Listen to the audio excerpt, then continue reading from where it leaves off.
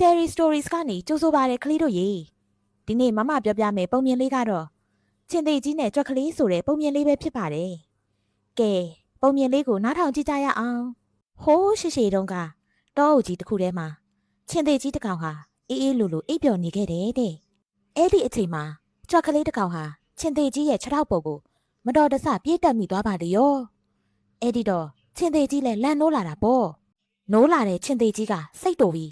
ကြွက်ကလေးကိုဖမ်းလိုက်တယ်ကြွက်ကလေးကကျွန်တော်ကိုမစားပါနဲ့ခမညာတနေ့နေ့မှာကျွန်တော်ကျေးဇူးပြန်ဆက်ပါမယ်လို့တောင်းပန်ရှာတာပေါ့ချင်းသေးကြီးကလည်းဒီလောက်သေးတဲ့ဟာလေးကငါ့ကိုဘလို့များကိုကြီးမလဲဆိုပြီးရဲမောပြီးတော့လှုပ်ပေးလိုက်တယ်ရက်အနှဲငယ်ကြတော့ချင်းသေးကြီးဟာမုံဆိုးတွေထောင်ထားတဲ့ပိုက်ကွန်တဲကိုကြားရောက်သွားပါလေရောချင်းသေးကြီးကဘလို့မှရုံးမထွက်နိုင်ပဲအားကိုးရမဲ့ပြီးဟိတ်ဟောက်နေတဲ့ချိန်မှာအဲ့ဒီအတန်ကိုကြားတဲ့ကြွက်ကလေးဟာချက်ချင်းပြေးလာပြီး